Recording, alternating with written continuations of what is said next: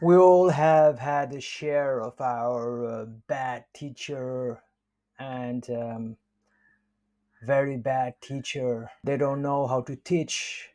They don't care about the students yet. They claim that they are the teachers and they want to dominate the students on the merit of their institutional position as a teacher. They have only one motivating factor, and that is the ability for them to reduce our marks in the exams, in the practical division of the course. You cannot ask any questions to them. A slight shift in position enrages them, let alone chatting in the class because it's getting so boring. The bad teacher is everything that we despise, and consequently, that is the main reason many students never want to be a teacher in their lives. But enough of this ranting about bad teachers,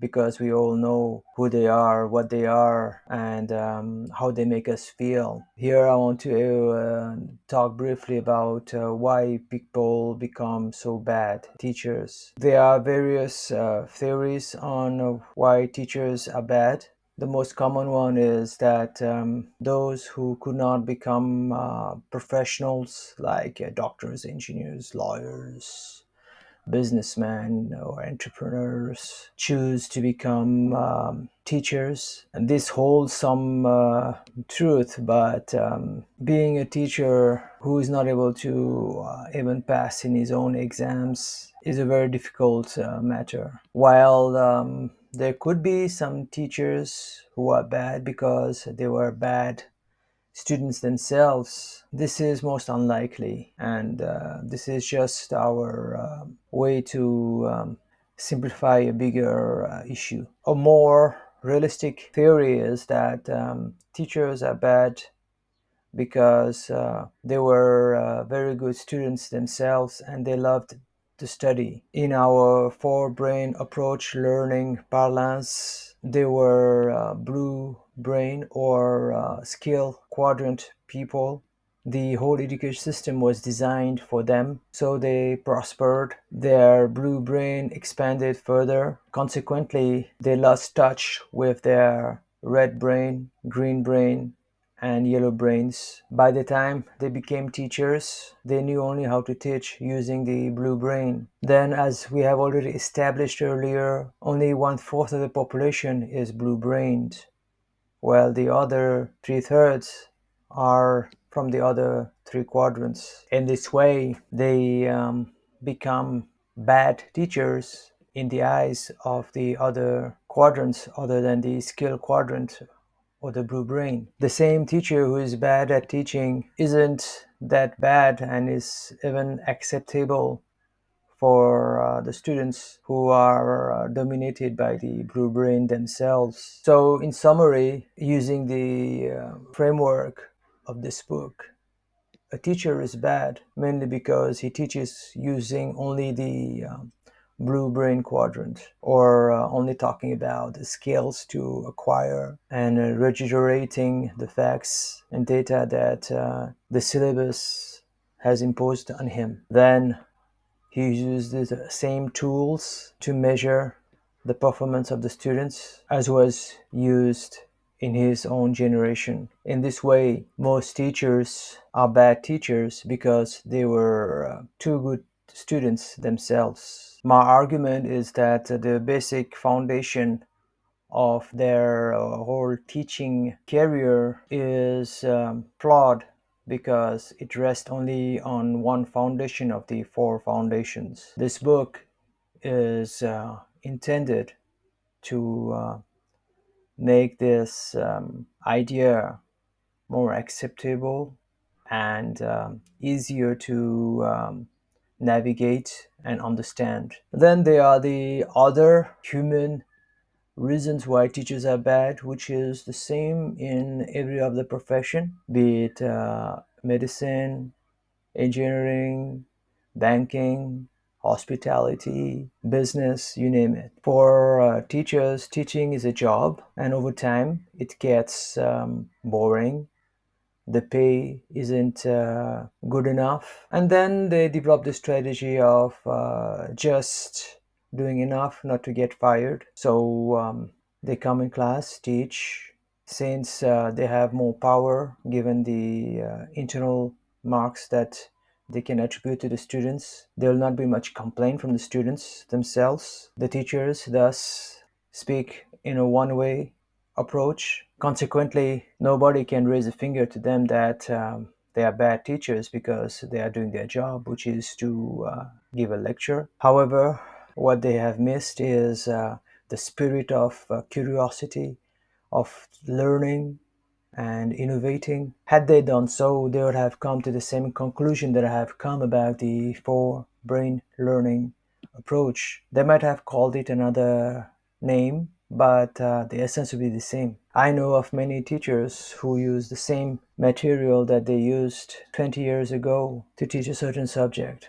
Still, like any other profession, teachers have got ambition and they want to rise up the ladder. Like nobody wants to get stuck in the factory blue collar job being an engineer, and everybody wants to be promoted to be the operation manager and ultimately the general manager and a shareholder. The same applies for teachers. They realize that being a teacher is a low level job and that they want to become academic managers, principals, and eventually owners of the college. Then many of them aspire to become professors, still others aspire to become vice chancellors. Now, all of this will have a toll on the quality of their teaching in the classroom. Unlike a CEO who doesn't have to tighten the nut bolt in the factory, most of the teachers, even when they reach the higher positions in the administration, still are expected to teach. However, their time and energy is so divided that they become lousy teachers. Then, for many young graduates, teaching is just a transitory job. They don't put the effort that is needed. They either want to go into the corporate sector or do research work. In this way, they don't really care whether their students like them or not, and they also make the bad teachers. So, what makes a great teacher then? We now know why teachers are bad. So, by reversing those causes, we might get a great teacher. First of all, the great teacher will be dominated by the four brains in totality. Although this is not technically possible, he would have a mastery of all the quadrants. Such teachers exist even though they don't call themselves four-brain learning experts. Usually they are the green-brained or knowledge quadrant people. They are clever enough to be patient and act as if they are blue-brained or skill quadrant people until they reach a master's level degree. So they diligently acquire all the skills, data, facts required. Then secretly they integrate all that information into a beautiful mosaic and fit all the jigsaw puzzles in their spare time using the green brain of theirs, which is predominant. The logical outgrowth of their strategy leads them to the diagrammatic opposite quadrant, which is the red quadrant for them.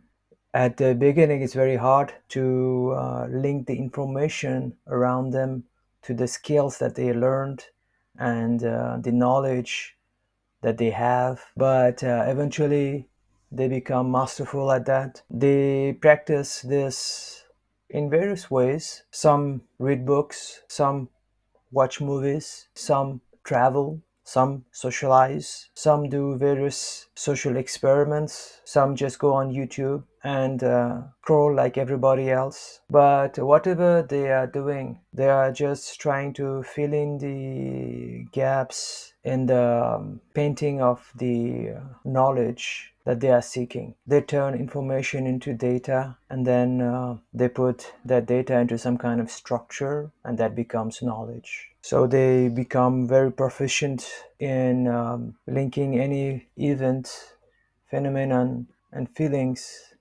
in the world to the skills that they learned at school and college and university to paint a holistic picture of the field that they are studying. Consequently, this leads them to develop the yellow brain or the wisdom brain with all this information, skills, and knowledge.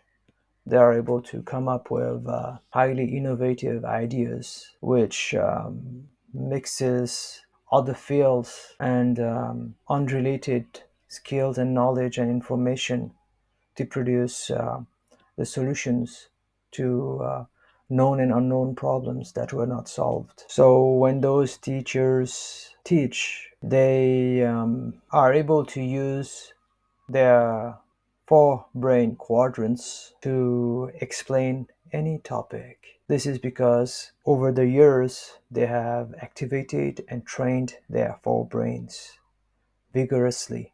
After reading this book, you too will be able to become a great teacher because now your foundation is not only a single pillar but on the four pillars. Then, to be a great teacher, it is important for us to believe that teaching by itself is a status symbol. You don't have to become the head or the chief of the organization to be respected.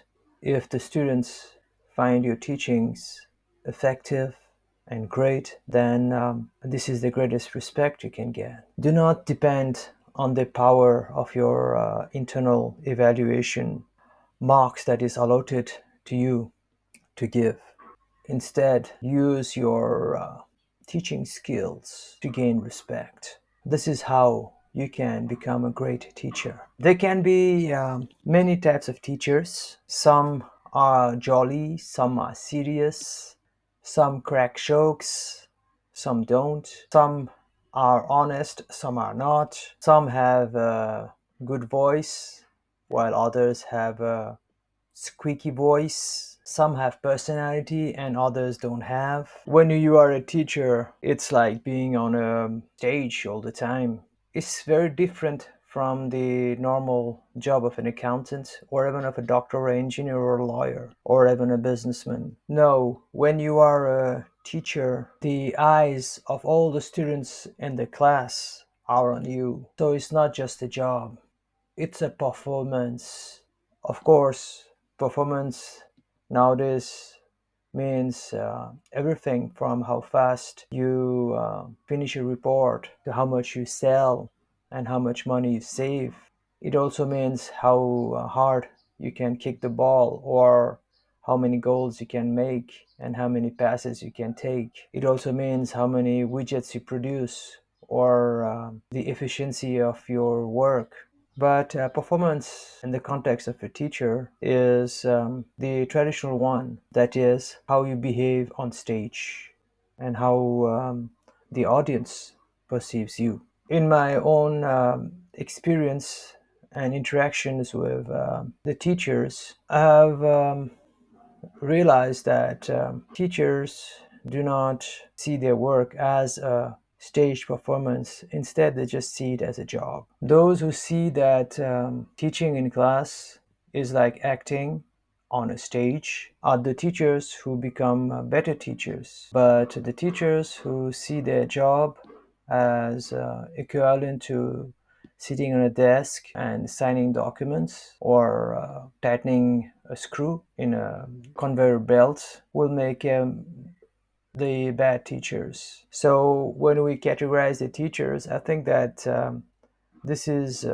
a good way to classify them based on the way they perceive their work. A as just a job, or B as a stage performance. Next, even in the stage performance category, there are subcategories. Some teachers think that it's a scripted show, meaning that they just pick out what they had planned to tell at home through form of a lesson plan. So they are very good eloquators, but it's a one-way show. The second type of stage performance minded teachers are those who are more like rock stars, and they like to interact with the audience as they teach. So they might deviate from the lesson plan to adjust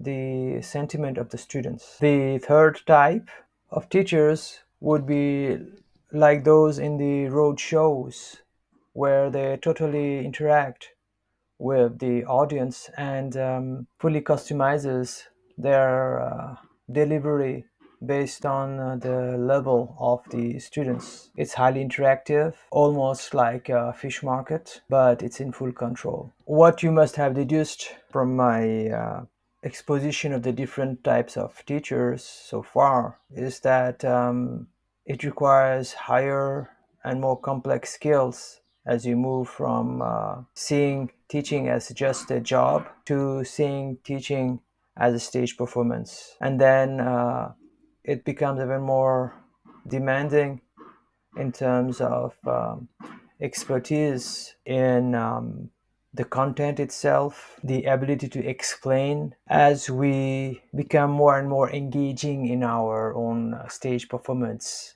with the audience. In order to be a great teacher, one must be masterful in all the skill sets required to be a teacher. One must be eloquent, witty, fast thinker. At times, it might feel like being a political leader trying to get votes. So, a great teacher must have the knowledge of the psychology of the students and the skills to decipher the information he gets from the body language, facial expression, and questions of the students. Then the very important categorization of teachers is in the ability of controlling the class. So this is very like leadership. The teacher is a leader. The students are the constituents. So it can be a dictatorship or democracy, or they could be fascism. Basically, the teacher has got to decide what will be his leadership style to control the class. So there will be teachers who are super strict and those who are total jokers. Neither are pleasant. The idea is to strike a balance. So in this way, we have explored the different types of teachers. In order not to make the distinctions and classifications too numerous, I chose to classify teachers into two types based on the way they look at their jobs. Those who see their teaching job as just another job, and those who see it as a stage performance. This single classification is able to contain all the various personality types and expertise levels. So now let's explore further how to utilize the various teachers as they are. We want to help everybody become great performers as teachers. Some will become superstars, while others will be good enough to tolerate. But the next section will help you perform as a stage performer, yet being a teacher.